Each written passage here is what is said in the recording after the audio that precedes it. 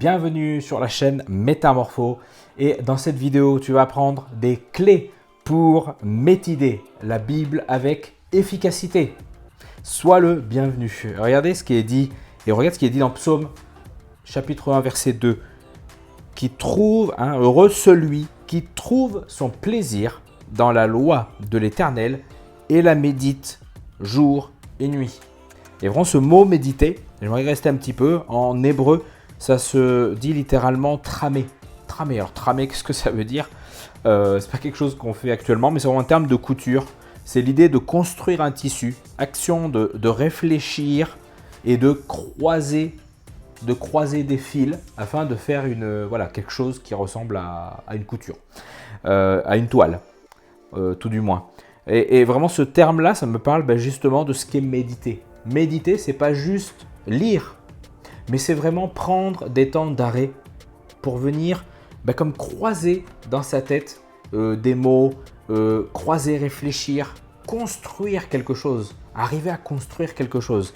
Et lorsque tu fais plus que lire, mais tu médites, il y a des choses qui vont se construire et qui vont venir changer et transformer ta vie. Lire, c'est important. Méditer, c'est encore plus important parce que c'est méditer finalement qui va venir changer ta vie. Et j'aimerais te donner vraiment quelques clés. Première clé, être dans un endroit et ou dans une position calme et propice. Et là encore, ça peut être totalement dépendant de chacun. Ça peut être une histoire de lieu. Peut-être que tu vas être dans un lieu qui va être plus propice qu'un autre. Peut-être que ça va être une heure.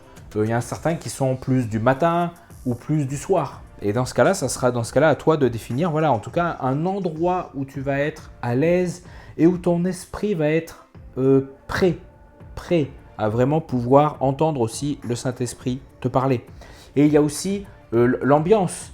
Tu peux vouloir peut-être un endroit où le calme est plein, ou d'autres endroits, si tu n'as pas la possibilité, d'autres endroits, je me rappelle toujours un témoignage je crois que c'était la mère d'un grand prédicateur, je ne sais plus qui pour avoir 100 ans avec Dieu, se mettait restait dans la cuisine. Les enfants étaient là, parce qu'elle était mère au foyer, elle s'occupait des enfants, et en fait, elle se mettait comme sous un drap, et c'était son moment à elle. Et les enfants savaient bien, et c'était son moment à elle. C'était son moment où elle méditait. Donc, il y a des fois, il ne faut pas se laisser retenir par telle ou telle chose ou rester cloîtré en disant non, je choisis telle ou telle heure, tel moyen, parce qu'il y a toujours des imprévus. Quoi qu'il arrive, Dieu ne nous attend pas à 6 heures ou 5 heures du matin ou 4 heures du soir, peu importe. Dieu, il nous attend, surtout nous, pour que nous soyons prêts à recevoir ce qu'il veut. Ensuite, méditer, c'est rester sur un passage de la Bible particulier. Et ça peut être un mot, un verset ou un chapitre, mais je dirais vraiment un chapitre maximum. Parce que le but, c'est vraiment de réfléchir et de prendre le temps de creuser. Et donc, si on prend un passage qui est très long, si par exemple on se dit aujourd'hui j'ai médité le psaume 119 qui a 150 versets, je ne suis pas sûr que ce soit une très bonne idée, en tout cas, sauf si on a prévu de passer toute la nuit dessus. Mais le but, c'est vraiment de choisir peut-être même un mot. Un mot peut suffire pour se dire je vais choisir de méditer là-dessus. Autre chose, il est important, autre clé, de voir et de réaliser le contexte du passage. Par exemple, on a ce verset qui dit « Jésus pleura ».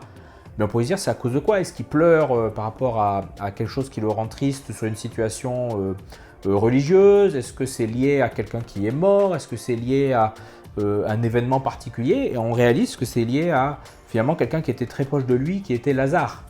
Et il pleure en voyant finalement qu'il est mort. Et donc tout ça, ça nous permet de réaliser dans quel contexte se trouve ce passage.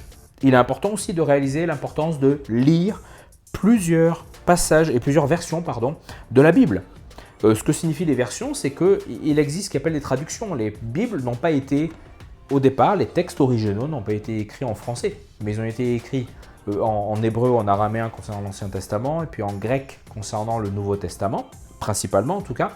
Et du coup, par rapport à ces langues, qui sont des langues anciennes, du coup, les mots, des fois, ont plusieurs significations. Et des traducteurs différents ont choisi d'utiliser dans leur vocabulaire ou dans le vocabulaire qu'ils avaient à l'époque, plusieurs mots pour traduire. Et donc, le fait de lire plusieurs versions va nous amener plusieurs traductions d'un même passage, sans que la nature du verset soit justement enlevée. Non, mais le but c'est vraiment d'apporter justement une richesse.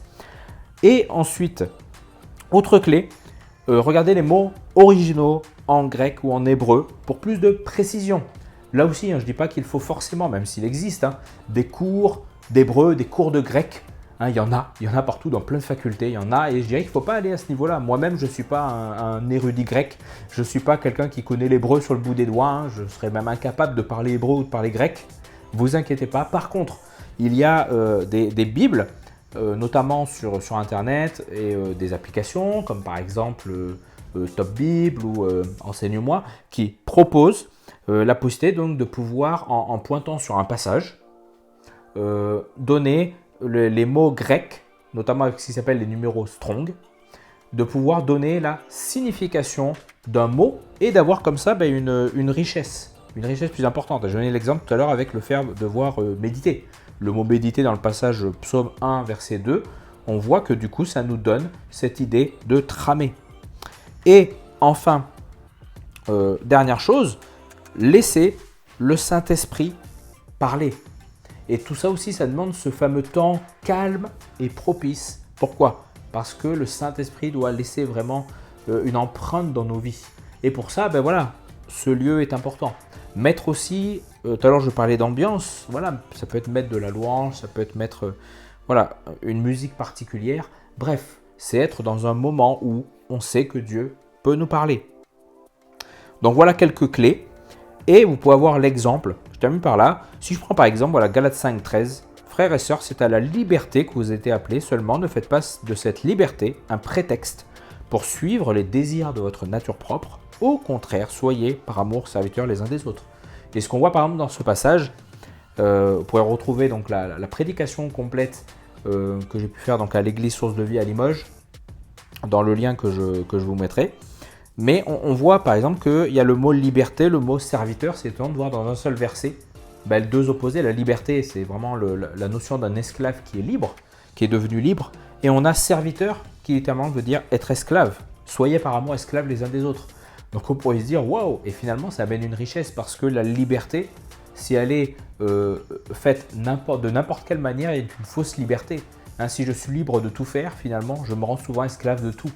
Et non, être libre, c'est aussi finalement être esclave les uns des autres. Ça amène un équilibre dans ma vie et une vraie liberté. Je suis entouré à gauche et à droite et j'ai comme un champ d'action autour de moi dans lequel je suis pleinement libre. Donc voilà un exemple, mais je pourrais donner plein de passages. Donc voilà, soyez bénis chacun et n'hésitez pas à liker, à vous abonner donc à non seulement mon compte Instagram, mais aussi mon compte YouTube. Soyez bénis.